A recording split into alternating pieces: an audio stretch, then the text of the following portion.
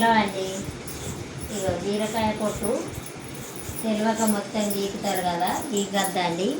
ఇగో ఈ గేరెలు పోయేటట్టు మాత్రమే గీకాలి, టేస్ట్ ఉంటుంది. ఇలా బాగా పొట్టు మొత్తం గీకితే టేస్ట్ ఉండదు. దీంట్లో ప్రోటీన్లు ఉన్నాయండి. చూడండి, మీద మీదనే గీకుతాన్నా, చాలా టేస్ట్ ఉంటుంది. ఇట్లా మీద మీద పొట్టు గీక వండుకుంటే బలం కూడా, ప్రోటీన్లు బాగుంటాయి అట పొట్టుల్ని. ఈ పొట్టు కూడా చట్నీ చేస్తానండి. బీరకాయ పొట్టు చట్నీ ఎట్లా చేయాలో చూపించుతా. కూర వండినాక ఈ విధంగా మీద మీద గీక్కోవాలి.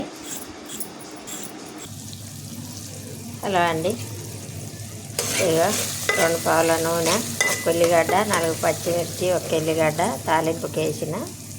ఇప్పుడు బీరకాయ ముక్కలు కడిగేస్తాను. ఫస్ట్ నూనెలే పసుపు వేసిన.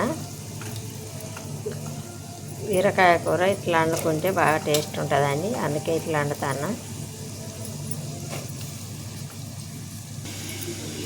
ఒక 10 పచ్చిమిర్చి అండి,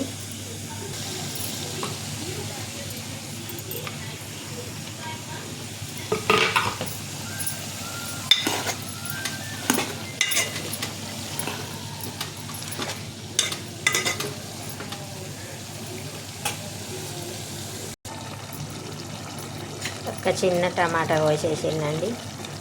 చూడండి, కలర్ కోసం కొంచెం కారప్పొడి వేసిన.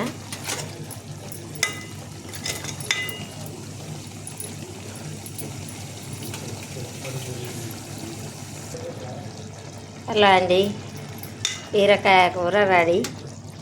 ఈ విధంగా ట్రై చేయండి. పొట్టు చక్కగా గీకకండి, మీద మీద పొట్టు గీకి 1 ఎల్లిగడ్డ తాలింపుకేసి, ఎల్లిగడ్డ, 2 ఉల్లిగడ్డలు తాలింపుకేసి, 4 పచ్చిమిర్చి, కొంచెం లైట్గా ఎర్రగారం కలర్ కోసం వేసిన. మీరు తినే అంత కారం వేసుకోండి.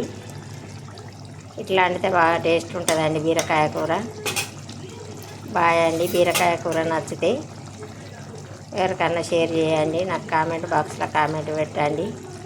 బాయ్ అండి.